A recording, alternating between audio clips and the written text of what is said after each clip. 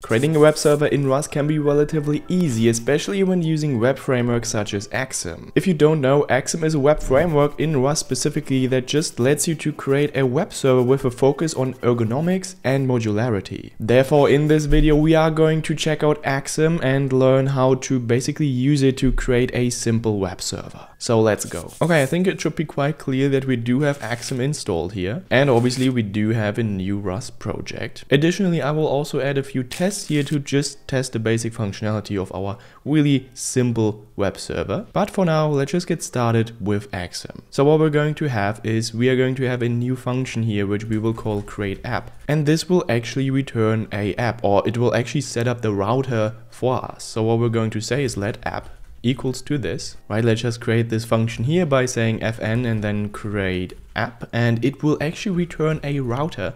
Now this router is the Axum router type, or more specifically it is actually the router struct. And then in here we can create our router by just saying router and then new, and that's basically it. And from here on we can just create our routes. So for instance we can say dot route, and then we can define the path, which could be /health for instance, and then we say get, which is also a function of Axum, and here we just say health check, which we will also create in a minute here. Okay, here what we're actually doing is we are chaining .route calls to define the API endpoints, and each route maps a URL path and an HTTP method to a specific handler function that will just process the request. Right, in this case the path is actually /health, then the HTTP method is get, and then the handler function is health check, which we will not call, we will just pass in to this get function here. Now clearly the same functions just exist with post and patch for instance, right? So we could also say post here, but we can also say patch for instance, or delete, right? It really depends on what HTTP method you want to use. In this case we're just going to use get. Hopefully this kind of makes sense. Okay, let's just create this health check function here, and what we're going to do is we are going to say async and then fn health check, and then we are going to return something in a minute, but for now this should be the basic definition here. Let's just get back to the main function because we still need to complete this main function, and in here we are going to bind a TCP listener on port 3000 on all interfaces, and we are going to do this through basically using Tokyo, and then we say net, and then we use the TCP listener here, and then we say bind, which will just bind the TCP listener to a specific address, and here we are going to use o.o.o.o, and then with the port 3000. Then we say await, right, because we want to await the creation of this TCP listener, or of this binding for the TCP listener, and then we just use expect here, and let's just say fail to bind TCP listener. So we do have an error here because await is used inside a non-async function, so we do have to mark this function as async, and then we get another error because we do not have any sort of asynchronous runtime. But we can simply fix this issue by just saying Tokyo and then main, and this macro just starts the async runtime, so we can use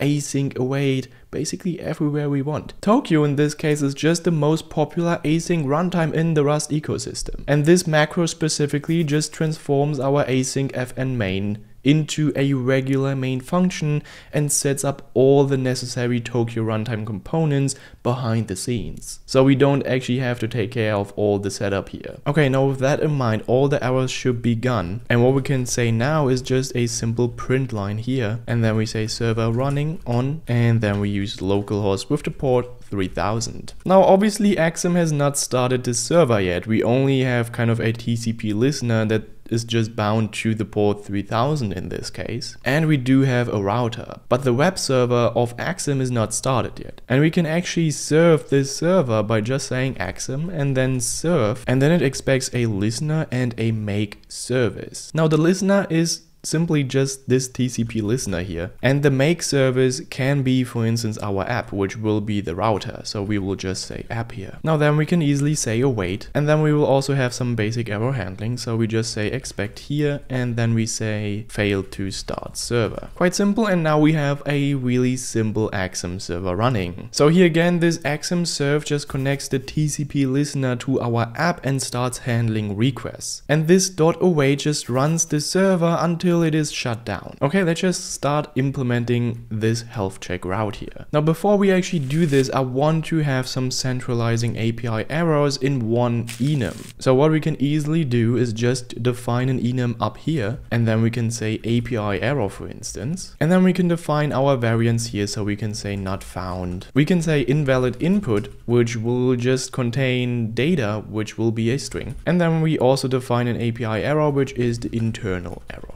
You can obviously extend this API error enum here, but I'm going to leave it as it is right here with just 3 variants. Okay, we are doing this because, like I said before, I want to centralize the API errors in one enum. And each variant just represents a class of error you want to expose from handlers. This just keeps the handlers really clean and obviously error handling consistent as well. Now, an enum is just a custom type that can be one of several possible values, which we will call variants. And in this case, the variants are not found, invalid input, and internal error. What we will also do is we are going to define the derive macro up here, and we are going to say debug. Now the debug trait overall just allows us to print these errors for debugging. And now a quick explanation for these 3 variants here. The not found is just basically an error when a resource does not exist, so a 404 error. Now the invalid input variant here, this is kind of a special variant, because it also carries data with it. In this case, a string containing a specific error message. Right, in this case, the variant just means a bad request. And then we also have the internal error, which should be clear, which is just a 500 error. Okay, beautiful. Now let's just continue with the IntoResponse implementation here. So what we can say is impl IntoResponse, and then we say for API error. Now let me quickly explain what is actually going on here. Now Axum uses the IntoResponse trait to turn return values into actual HTTP responses. And by implementing IntoResponse for API error, any handler that returns resulty API error automatically knows how to turn an API error into a proper HTTP response. Now, as already said, IntoResponse is just a trait, and a trait is pretty similar to an interface in other languages. Here specifically, we are just providing the specific implementation of this trait for our custom API error type. And yes, we can implement traits and methods for enums, which is absolutely wonderful. But before we continue with that, thank you so much Savala for sponsoring this video. Savala is the true all-in-one platform as a service that kind of allows you to deploy apps, databases and static sites without dealing with complex infrastructure. The best part is that there are no annoying artificial limits, so no restrictions on parallel builds, no caps on team members, and of course you only pay for what you use. They run on Google Kubernetes engine across 25 regions with Cloudflare's global network for speed and reliability. Additionally, they provide support from real human developers who understand your problems, which can be incredibly helpful. Furthermore, the developer experience is just seamless. You can push to Git, receive automatic builds, enjoy instant previews, and benefit from one-click templates. Whether you are building the next big app or just want reliable hosting for your side projects, Savala handles it all and scales with you. They are offering new users $50 in free credits to get started, so feel free to check out the link in the description. Again, thank you so much to Savala for sponsoring this video. Now let's just get back to the code. Okay, what we get here is now an error because the IntoResponse function is missing. So what we can say is just IntoResponse, and then it returns a response on Axum response here. Now what we can say is we can just say match self, and this will then return a status and an error message here. Now match in this case is pretty similar to a simple switch, but there are some key differences. In this case, self refers to the specific instance of the enum that this function is being called on. So that really means that we can say API error, and then we can match or differentiate implementations or return values for each individual variant here. So we can use not found, and then in this case we just return status code not found. Now for the error message specifically, we are just going to say data not found, and then we are going to say toString here, and then we can obviously match the other variants as well. So we can use the API error and then invalid input. Then we use message here. I'm going to explain what is going on in a minute. And then we can return the status code bad request and also the message, right? So this arm just runs when we have an invalid input and destructures the variant which just means that it pulls out the string data inside it and binds it to the variable MSG. So we can actually use it as return value here or just do other things with it. Now this specifically is called pattern destructuring. So it pulls out the string value stored inside the invalid input variant. So then in the end we can use this value. Alright, quite cool. Let's just do the same thing here with the internal error API error variant here. And then we are going to return the internal server error status code. And then we are going to say for the error message, internal server error. Okay, quite cool. We now have a status and an error message. So let's just use it. So what we can say is we can just use the body here. So let body. So we're going to create an HTTP response body here. And then we're going to say JSON from Axum JSON, and then we're going to use the JSON macro here from cert, and in here we are going to say error and then error message, right? So this specific JSON Axum extractor just sets the header, content type, and then application/JSON automatically and serializes the wrap data into JSON format, right? Quite cool. And then in the end, what we can do is just return the tuple status and body, and then we need to transform this tuple into a response. So we just say into response here, right? And that's basically it. So what we can do now is we can implement a health check function here, or the health endpoint. Now again, this is just a tiny endpoint that tells us if the server is up and running. We are going to define the return type here as impl and then into response, which just means that anything that can be turned into a response will be returned here. And here we are just going to return JSON, right? Remember the Axum extractor here. And then we are using the cert macro here again.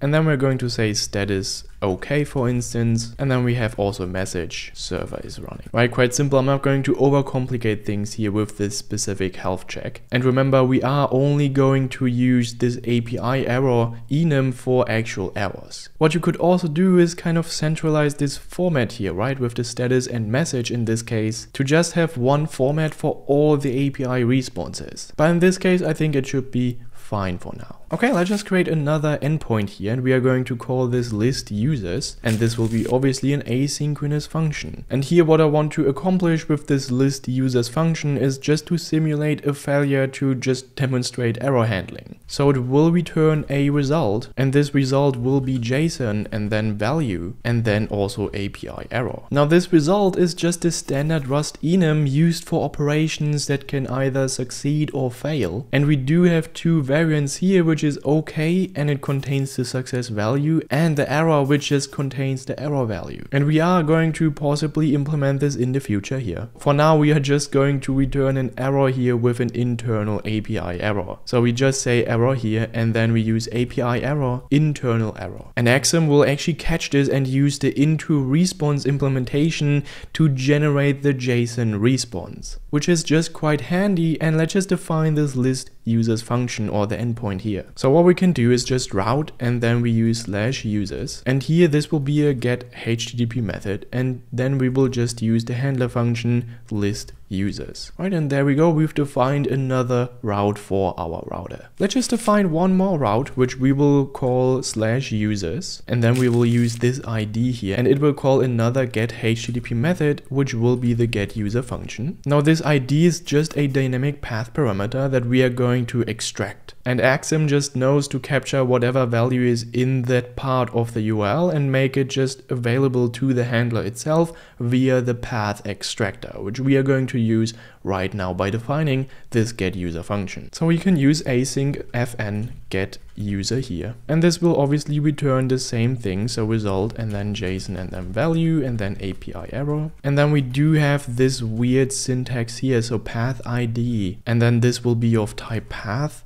and then U32. Now path extractor just pulls the ID from the URL and passes it to U32. And this specific destructuring syntax here, this path ID and then path U32, just extracts the inner ID directly. And if the value cannot be passed for whatever reason, Axum will just automatically reject the request with a 400 bad request error. Okay, now what we can do is just to have a basic check here, is we can check if the ID is greater than 100. And for now, we are just going to return an error, and then we're going to say API error not found. And then if the ID is below that, we will just return OK, and then JSON, and then we will use JSON again here. And then we will have the ID, which will be the ID, and also the name will be, for instance, user. Okay, and that was basically it.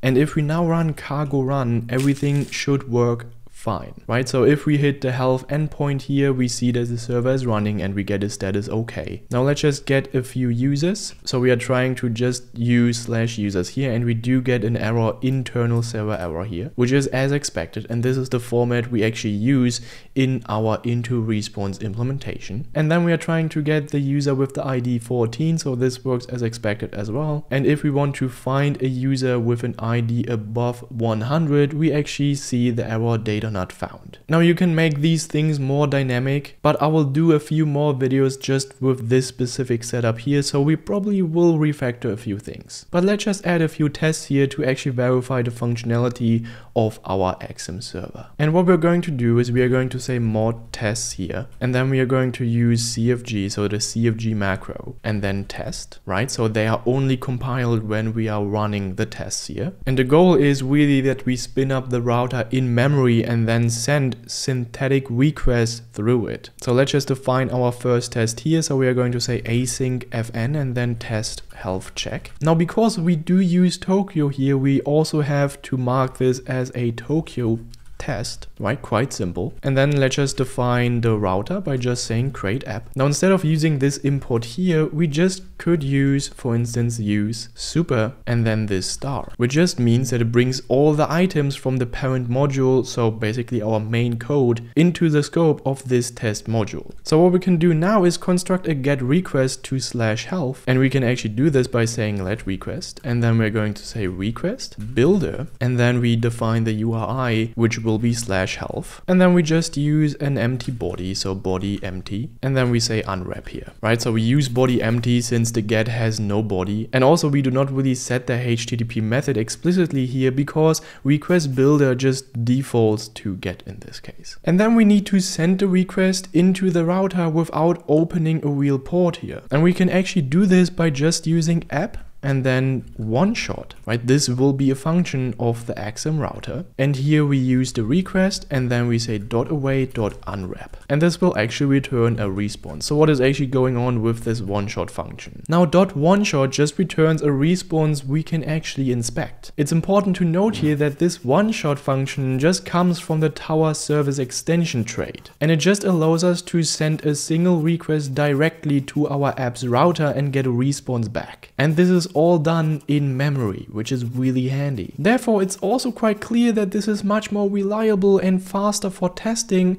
than starting a real web server and then sending the HTTP requests over the network. So with this one-shot function, there's no network overhead at all. Now then, what we can do is just assert equal here, and we can use response.status. So we expect a 200 OK status here, and then we use status code and then OK. Now let's just read the body here as well. So we say let body and then response.collect.await.unwrap, right? So we read the full response body here into memory and then pass it as JSON. And to pass it as JSON, we will actually use cert and then JSON and then from slice, and then we use the reference to body.2bytes.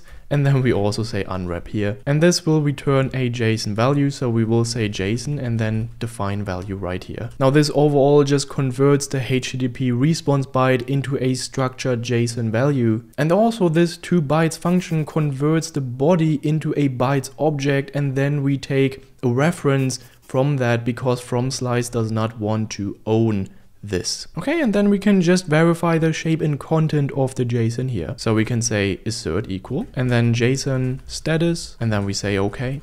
And let's just do this with the message here as well. And then we say server is running. Now this should work as expected. Let's just do the same thing with the API error IntoResponse. So we might want to test this as well. So let's just define a new Tokyo test here. And then we say async function test API error IntoResponse. response. And then we're going to define a simple vector where each individual element is just a tuple which contains our error and the HTTP status we expect from the IntoResponse implementation. So we can say test cases here, and then we define a new vector. And in here we're going to define a tuple where we are going to define the API error, which will be not found, and the status code will be not found. And we're going to do the same thing for the internal error here, right? And then we are also missing the invalid input. So we can say API error, invalid input, and here we are just going to say bad data, for instance, to string, and then we have the status code